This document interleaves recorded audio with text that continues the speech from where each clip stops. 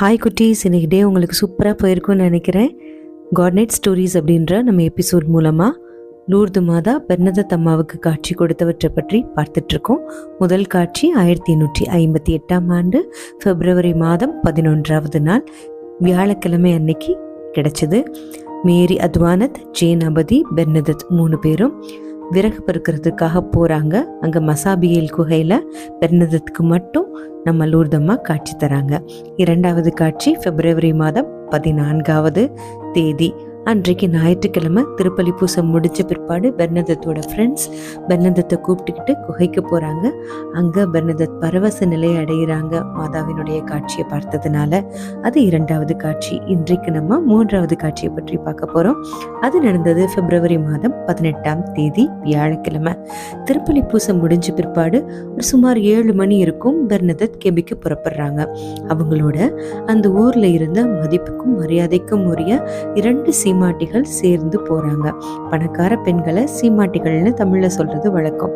ரொம்ப well mannered, well learned women 2 பேர் போறாங்க. அவங்க பேனாவையும் பேப்பரையும் பெர்னதத் கிட்ட கொடுத்து, அம்மா காட்சியில என்னெல்லாம் சொல்றாங்களோ அதெல்லாம் இந்த பேப்பர்ல நோட் பண்ணி எங்களுக்கு தாயே அப்படின்னு கேட்குறாங்க. முன்பு மாதிரியே மசாபியில் குகைக்கு முன்னாடி போய் பெர்னதத் முழந்தால் படியிட்டு பணிந்து வணங்கி ஜெபமாலை ஜெபிக்க தொடங்குறாங்க. மாதாம்மா அதே அழகோட, அதே வெள்ளை நிற அங்கியில, அதே ஜெபமாலை மணிகளோட, அதே பிரகாசத்தோட மீண்டுமாக பெர்னதத்துக்கு காட்சி கொடுக்குறாங்க. பெர்னதத்தோடைய முகம் மாதாவை பார்த்த பிற்பாடு அவ்வளவு பிரகாசமா ஒளிருது. இந்த 2 பெண்களும் மாதா காட்சி கொடுக்க வந்துட்டாங்கன்றத புரிஞ்சுக்கிறாங்க.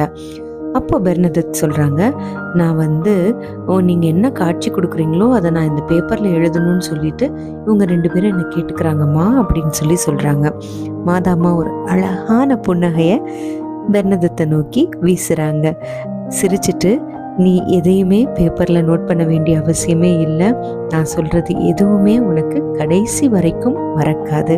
அதனால நீ என்னோட நேரம் செலவழிக்கிறதுல மட்டும் கருத்தாயிரு அப்படின்னு சொல்றாங்க. மீண்டும் கொஞ்ச நேரம் அமைதியா இருந்துட்டு இனிமையான துணியில, மகளே 15 நாட்களுக்கு தொடர்ந்து இதே இடத்துக்கு நீ அருள் கூர்ந்து வருவாயாம்மா அப்படின்னு கனிவா கேட்குறாங்க.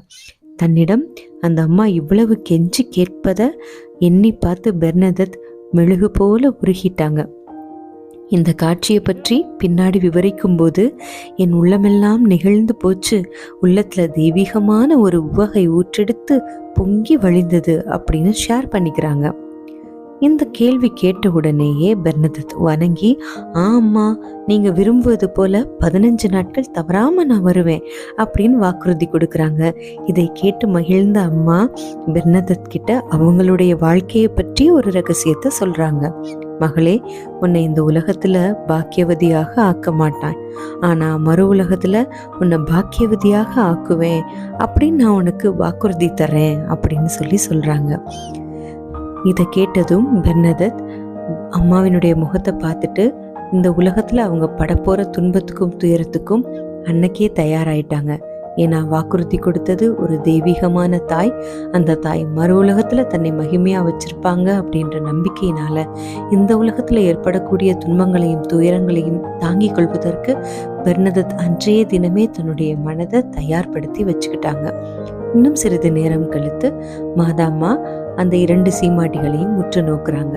இதை பார்த்த உடனே பெர்னதத் அந்த 2 பெண்கள்டையும், குகையில தோன்றின அம்மா உங்களை உத்து பாக்குறாங்க அப்படின்னு சொல்றாங்க.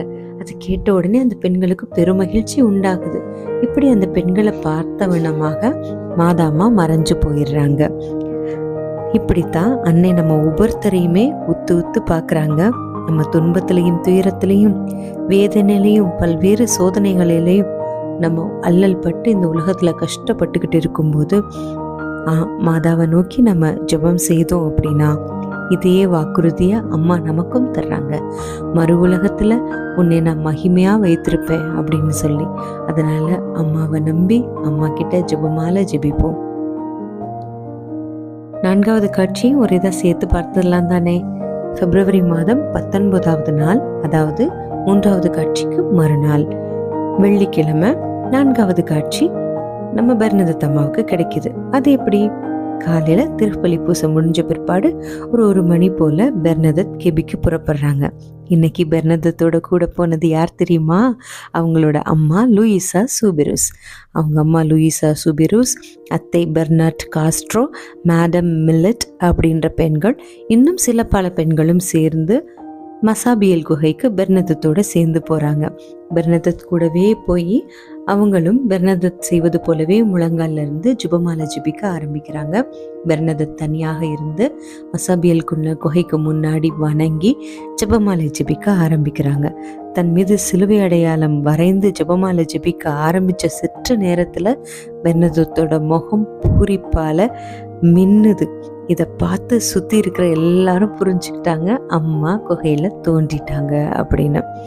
பெர்னதத் மிகுந்த பரவச நிலைக்குள்ள உள்ளாகிறாங்க. இதை இப்போதான் முதல் முறையாக பெர்னதத்தோட தாய் லூயிசா சூபிருஸ் பார்க்குறாங்க. அவங்களுக்கு ரொம்ப பயமாயிருது. அவங்க என்ன சொல்கிறாங்க தெரியுமா? ஐயோ கடவுளே, இது என்ன மாயமோ, என் பிள்ளையை காப்பாத்துங்களேன் அப்படின்னு பயத்தில் பதறாங்க. ஆனால் சுற்றி இருந்த மற்ற பெண்கள் எல்லாம் ஆஹா என்ன அழகு என்ன அழகு அப்படின்னு தன்னை மறந்து கத்துறாங்க. அவங்க அப்படி கத்துன அந்த ஓசை அந்த மலைப்பகுதியெல்லாம் எதிரொலிச்சு திரும்பி கேட்டதான். அவ்வளவு அழகாக பெர்னதத் தோன்றினாங்களாம்.